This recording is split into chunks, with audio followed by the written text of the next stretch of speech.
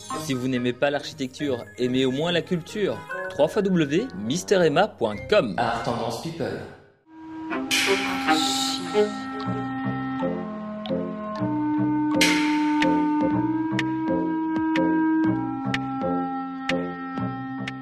Bonjour et bienvenue dans Arch Urbain, l'émission qui vous parle d'architecture et d'urbanisme à Bruxelles. Je suis aujourd'hui en compagnie de José Bayens. Bonjour José. Bonjour. Tu vas bien? Très bien, merci. Tu m'as invité aujourd'hui sous ce merveilleux soleil. Nous sommes au métro Alma, dans un site d'étudiants, comment est-ce qu'on appelle ça? Un campus? Un campus, oui. Et alors tu as construit le bâtiment qui est derrière nous, qui est un agrandissement du bâtiment Vinci qui existait déjà à l'époque. C'est ça. Petit historique pour commencer. Où le projet dans son entièreté était l'implantation de l'ECAM, l'école industrielle qui se trouve maintenant, qui se trouvait jusqu'à il y a très peu de temps à Saint-Gilles, et qui, dans une politique de regroupement de haute école, est venue sur le site, sur le campus de l'UCL à Woluwe-Saint-Lambert. Alors ils ont eu la possibilité de choisir entre quelques terrains et leur choix s'est porté finalement sur un bâtiment existant à côté de la station de métro Alma et à côté de ce bâtiment un parking dont la moitié pouvait être utilisée pour la construction d'un nouveau bâtiment qui en fait est plus grand que le bâtiment existant au départ. Et nous sommes ici devant la façade sud du bâtiment. Façade sud où on a des petites fenêtres un peu partout. Pourquoi pas des grandes fenêtres? Dans la façade sud, on a privilégié des petites ouvertures pour éviter la surchauffe. Et on a tout un système de double bandeaux de fenêtres. Le bandeau bas étant un peu plus grand, permettant l'entrée de plus de lumière, mais ayant... Ça c'est le bandeau bas, oui. Oui, c'est ça. Et c'est là où il y a le capot, une espèce de casquette qui fait une protection contre l'ensoleillement. Et au-dessus, on a un bandeau un peu plus mince, qui est plus proche du plafond et qui, lui, n'a pas de capot, mais plutôt un seuil des mêmes dimensions, un seuil très clair qui permet le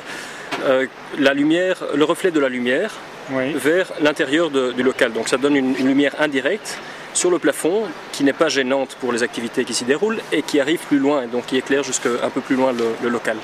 Les fenêtres rythment énormément la façade, mais c'est justement en raison du programme qu'il y a à l'intérieur. Tout à fait, du programme et de la logique de construction aussi. Puisqu'on a travaillé avec des éléments en béton préfab, et en fait on a fait... préfabriqué. Préfabriqué, oui. Préfabriqué, avec toutes ces ouvertures, donc ce n'est pas une mince affaire. Et puis il y a des locaux plus profonds, moins profonds, qui ont d'autres types d'activités, qui nécessitent plus de lumière ou moins de lumière. Donc tout ça a été pris en compte. Et alors je vais un peu bouger la caméra parce que ici on voit effectivement le toit qui est en pente d'un côté qui remonte comme ça de l'autre côté. Ça aussi, ça a une raison de l'intérieur.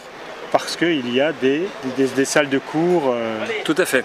Donc il y a la moitié côté ouest du bâtiment qui est une superposition d'auditoires. Et donc pour ne pas perdre d'emplacement, on a utilisé une technique de salle de football, des dalles gradins. Disons que le plafond est en parallèle aux dalles gradins, donc à l'auditoire même. Et comme ça on a pu empiler ces auditoires et avoir un gain d'espace maximum. Alors il y a ça d'un côté, il y a aussi des gabarits imposés sur le site et donc on pouvait aux extrémités être plus haut qu'au milieu et donc on pouvait travailler sur échelle ou bien avec une forme beaucoup plus forte, plus rationnelle, plus droite comme les deux pentes ici. Moi je propose qu'on se déplace vers la façade nord parce que là on va vraiment bien voir ce dont tu parles. La logique constructive, tout à fait. Allons-y.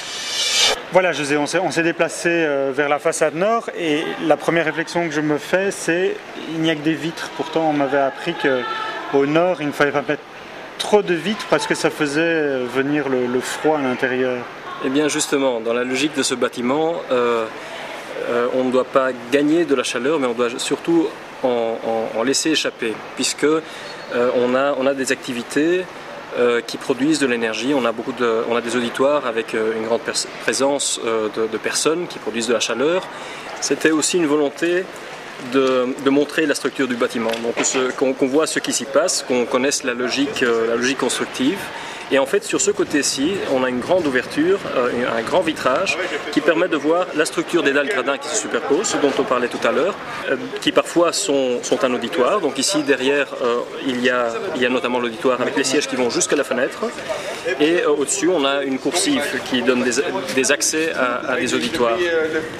C'est un bâtiment qui se veut vraiment participatif dans la vie du campus, du passage. Ton bâtiment ici est un bâtiment d'architecture contemporaine.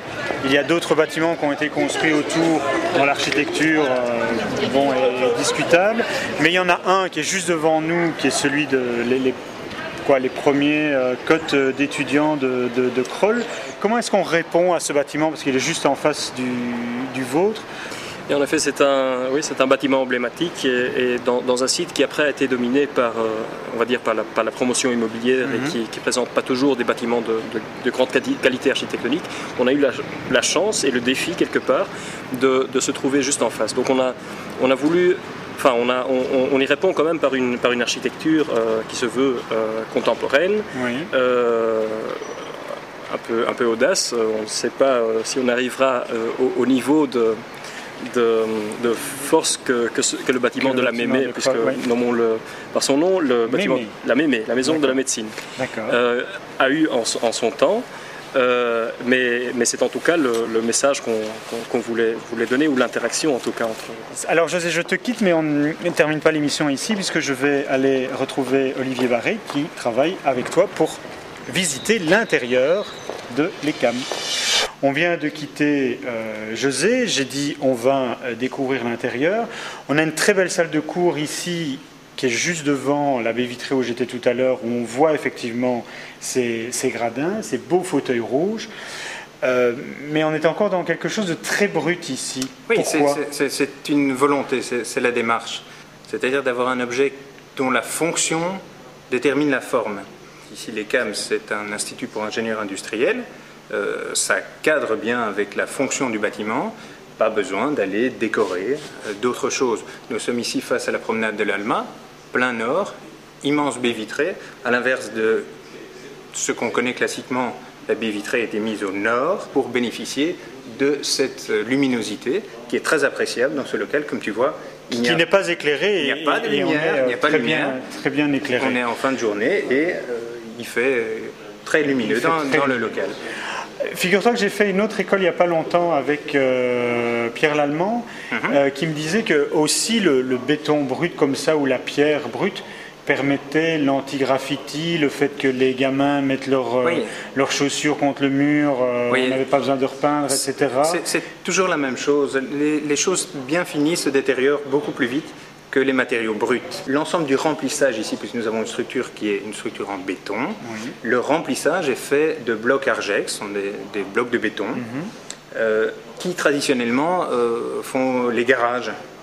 C'est pas particulièrement beau. Maintenant, quand on choisit de les appareiller d'une autre manière, de cette manière-là, à joint debout, eh bien, on obtient quelque chose qui est graphique, tout en étant exactement la même chose que ce qui était prévu au départ, c'est-à-dire simplement un remplissage de blocs béton. Olivier, nous nous sommes déplacés pour nous retrouver dans l'atrium. Ça a été créé pour donner de la lumière à l'intérieur du bâtiment, ou ça a d'autres fonctions également? L'atrium, ici, c'est un élément architectural qui a diverses fonctions. Bien entendu, il a ses fonctions bioclimatiques, au niveau du refoulement, notamment de l'excédent de chaleur, mais c'est aussi une prise de lumière. Tu as toute une série de locaux qui donnent sur cet atrium, qui, en temps normal, ne devraient pas avoir de lumière. Mais du coup, ce qu'on remarque, c'est que grâce à cet atrium, ça apporte de la lumière également dans les auditoires intérieurs qui ne pourraient pas profiter de la baie que l'on a vue tout à l'heure. Au niveau de la programmation, normalement, toute une série d'auditoires étaient dépourvus de prise de lumière. Ce n'est pas possible, on ne sait pas tout caser dans un programme. Par contre, en travaillant de cette manière-là, eh bien, on peut apporter de la lumière complémentaire et avoir des locaux très agréables en jouant sur cette lumière zénitale. On remarque bien évidemment dans ce couloir que les briques sont placées, comme on l'a dit tout à l'heure, sous forme comme des carrelages habituels. Joint debout. Joint debout. Joint debout. Joint debout. La même chose pour les garde-corps, mais là vous avez mis les briques sur le flanc, comme ça donne une petite décoration. Voilà. On a un petit jeu architectural complémentaire. Normalement, ces briques étaient censées être dans l'autre sens. lors d'une pause malheureuse d'un ouvrier, on s'est rendu compte que son geste était plutôt heureux et on a proposé de continuer le geste jusqu'au bout. Bon voilà, je propose que l'on termine l'émission ici puisque nous avons retrouvé tout le monde. Nous sommes à moins 6 mètres, moins 7 mètres Environ. Moins 7,31. Moins 7,31. Et où est-ce qu'on est ici alors? Ici, on n'est pas du tout dans le parking. Hein. Non, ici nous sommes dans le laboratoire de construction, le grand laboratoire de construction. Où on fait les tests sur des poutres en béton et des poutres métalliques et des constructions de ponts notamment. On peut aller voir les machines? Tout à fait, oui. Allons voir les machines. Ces ateliers-ci font énormément de bruit et il ne fallait pas déranger ce qui était les autres cours qui sont... Oui, c'était un des défis. C'est un des défis de pouvoir mettre des ateliers extrêmement bruyants en dessous d'auditoires qui, eux, requièrent beaucoup de calme. Les structures en béton et l'agencement général du bâtiment l'a permis. Aujourd'hui, il n'y a aucun problème à ce niveau-là. Donc il y a d'autres ateliers comme ça qui sont effectivement enfouis.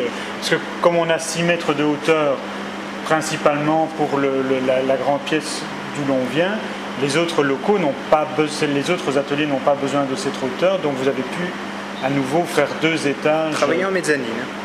Eh bien, moi je vous propose qu'on en reste là pour cette émission. Nous avons Saint-Jupiler qui est juste devant nous, donc on va rester... C'est une tradition. Hein. On va rester avec Saint-Jupiler. On peut voir et revoir cette émission sur www.archiurbain.be. Quant à vous, messieurs, on se retrouve pour un prochain projet quand vous avez autre chose à me montrer. Merci beaucoup et à bientôt. Il fait beau, allons dire bonjour à Saint-Jupiler, mais en extérieur. En terrasse. Merci, au revoir. Au revoir.